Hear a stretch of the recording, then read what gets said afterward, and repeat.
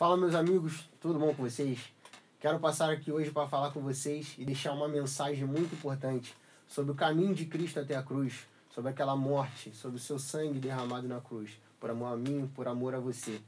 Hoje eu quero trazer para vocês alguns paralelos entre o caminho que Jesus passou até chegar no momento final da sua execução, da sua morte, e o mesmo paralelo em que acontece na coroação de um imperador romano, de um César. Fique ligado agora nos próximos tópicos. Vou detalhar tudo para vocês, alguns mais precisos para você ver a importância em que Deus fez isso com o seu próprio Filho, por amor a mim e por amor a você. Durante esses passos, quero mencionar a vocês que fiquem ligados em Marcos capítulo 15.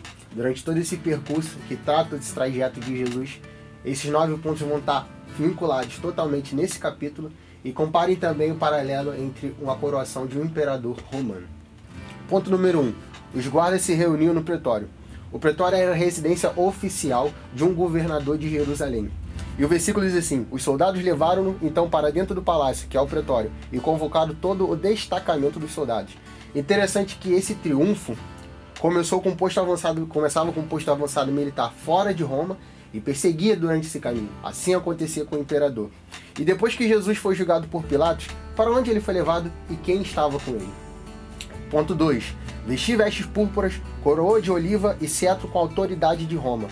Um triunfador, ele recebia uma manta roxa, no sinal de honra, num quesito de adoração, entre tanto os soldados romanos quanto as pessoas, perante todo o público.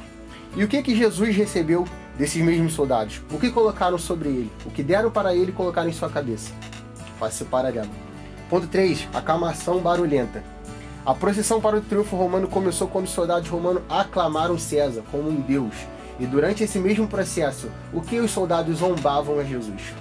Ponto 4. Procissão nas ruas de Roma, com César no meio e um sacrifício levado por um escravo. Esse ponto é muito importante, porque assim como Jesus tanto fez o papel de um rei sendo colocado, de um deus verdadeiramente, mas sendo zombado por soldados, ele também fez o papel de um servo, de um escravo, um sacrifício vivo, tanto por amor a mim, tanto por amor a você. No ponto 5, ir até o morro mais alto de Roma, o Capitólio. Nesse caso, Jesus foi até Gólgota, que significa o Calvário, que era o lugar da caveira, como era chamado. Esse era um dos lugares mais altos da antiga Roma, que ficava fora dos muros de Jerusalém, fora da cidade de Jerusalém. Interessante que na ocasião em questão, em que ele foi levado, aparentemente esse lugar de Jerusalém, Gólgota, Marcos traduz no hebraico como lugar do crânio, Marcos 15.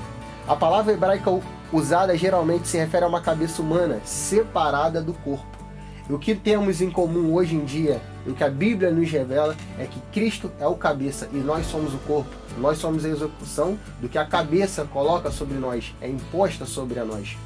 E ele foi colocado assim desde o momento para a sua própria morte. Ele foi exaltado. Muitos não entenderam naquele momento, muitos também entenderam naquele momento, mas até no momento de maior vergonha para ele, ele foi exaltado como cabeça sobre todos nós, sobre toda a humanidade. Ponto 6. No processo do imperador, ele aceitava um vinho com mirra, mas ele não bebia e derramava sobre o sacrifício, fazia esse sacrifício. Interessante que quando Jesus estava naquele mesmo caminho, ofereceram para ele um vinho com mirra, sendo que isso só era oferecido para uma pessoa de alto escalão, porque isso era uma iguaria muito cara naquela época. E mesmo assim, depois, na própria crucificação, quando ele estava na cruz, foi oferecido a ele vinagre. Então, essa mistura de coisas, essa mistura de sentimentos, tanto no sentido de zombar de Jesus Cristo, mas no sentido de também honrar, como debochando para eles, como se ele fosse um Deus, mas nós sabemos que ele realmente era um Deus na terra, também fizeram isso com ele. E também é um paralelo entre Jesus e a coroação de um imperador romano.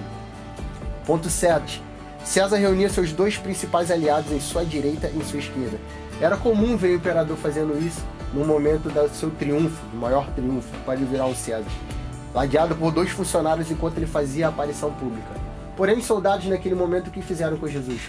Colocaram 2 ladrões, 2 pessoas distintas, acusados pela humanidade por crimes que realmente aconteceram, colocados ali. Mas naquele momento, do lado de Cristo Jesus poderia ser eu, poderia ser você. Aquela vergonha que ele compartilhou também era vergonha para os outros, mas era vergonha que nós 2 merecíamos. Mas ele tomou aquilo ali sobre ele, tomou nossos pecados sobre o seu corpo, o castigo que nos traz a paz estava sobre ele, e os maiores aliados naquele momento dele, ele estava trazendo a memória, que poderia ser tanto a mim quanto você. Os aliados para o crescimento do Evangelho. 8. Um sinal divino confirmaria a aceitação do novo imperador. Mas Jesus, dando um grande brado, expirou e o véu do santuário rasgou-se em duas partes, de alto a baixo. Quer um sinal mais divino do que isso? Isso era totalmente impossível de acontecer, porque era um local sagrado. E até mesmo os sacerdotes que estavam naquele momento, dentro do santuário, quando o véu se rasgou, ficaram todos trêmulos, todos atônitos, sabendo o que aconteceu. Mas quem estava de frente com a cruz? Depois daquele brado, depois de Cristo expirar naquele último momento, aquele suspiro, entenderam que realmente, e vem o ponto 9, após esses passos, o povo reconheceu o novo imperador. O centurião que estava na frente dele, na frente da cruz de Cristo, vendo que assim esperava, disse, quando o véu do templo foi rasgado, ele disse, verdadeiramente, esse homem é o Filho de Deus.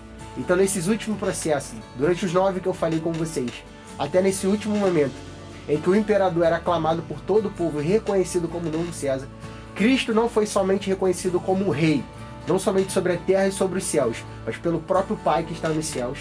Ele colocou sobre toda a humanidade. Quando o véu do templo foi rasgado, aquele foi o sinal divino de maior ênfase naquele momento, para relatar a todos, para mim e para você, para aqueles que estavam ali, anos depois, anos antes, que estavam esperando sobre aquilo, em que ele realmente era o Deus na terra.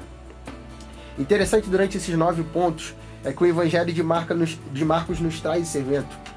Esses seguidores de Jesus defendiam essa história da cruz. Marcos, quando escreveu, ele escreveu para os romanos que provavelmente sabiam esse processo do triunfo romano. E muitos fizeram esse mesmo paralelo naquele momento. E hoje eu e você, trazendo essa memória de que Cristo sofreu na cruz, o porquê não trazer esse mesmo modo, essa mesma maneira de olhar, tanto da coroação do imperador César, quanto esse mesmo momento de uma coroação, mesmo que de espinho, mas do nosso Cristo, do nosso Salvador. Para terminar, eu quero trazer uma reflexão para vocês, em que Marcos escreveu para pessoas no Império Romano que estavam familiarizadas com o poder romano, e a vergonha da crucificação como pena para aqueles que rejeitaram os caminhos de Roma, os caminhos daquele César daquele tempo. Para muitas pessoas do dia de Jesus, e pessoas de hoje também, a ideia de um Senhor crucificado era tolice, mas a cruz é na verdade a história de um grande poder de Deus, a história de um grande poder de Deus sobre o seu Filho, e através desse Filho, que foi o primogênito, nos trazendo também para essa grande família. A mensagem de Marcos é clara: a caminhada de Jesus até a cruz e sua morte brutal por crucificação é na verdade o seu triunfo. A cruz não é uma derrota, é uma grande vitória, e o que para ele foi uma vergonha na cruz, hoje para nós é um motivo de honra.